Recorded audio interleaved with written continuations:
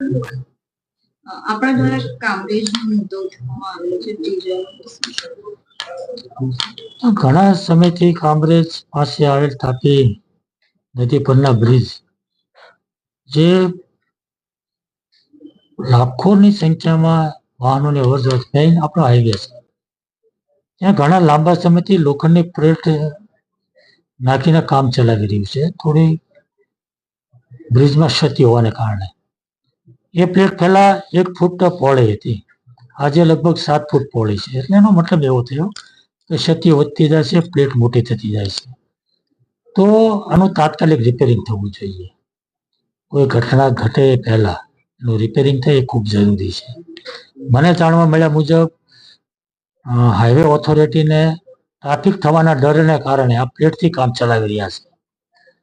તો ટ્રાફિક તો હાઈવે છે, લાખો વાહનોની અવરજવર થાય છે, તો ટ્રાફિક તો થવાનું, પરંતુ એના કારણે બ્રિજમાં ક્ષતિ રાખવી એ બરાબર નથી.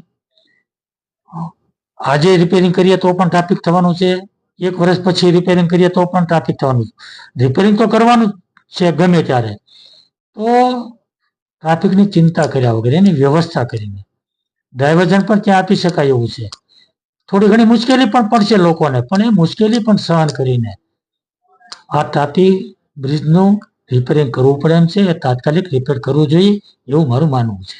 હાલમાં પણ જે પ્રકારે વડોદરામાં બ્રિજની દુર્ઘટના થઈ છે, વારંવાર આ રીતે બ્રિજ દુર્ઘટના થાય છે, છતાં પણ કેમ તંત્ર જાગતું નથી? વહીવટી તંત્રએ આ બધી વાતોને ધ્યાનમાં રાખીને જે કઈ ઘટનાઓ ઘટે છે, જે કઈ બનાવો બને છે, એને ધ્યાનમાં રાખીને દરેક બ્રિજની કોઈ પણ જગ્યાની કાળજી રાખવી જોઈએ, એનું મેન્ટેનન્સ થવું જોઈએ, એનું સર્વે થવું જોઈએ, ને પ્રમાણે તંત્રએ કામ કરવું જોઈએ.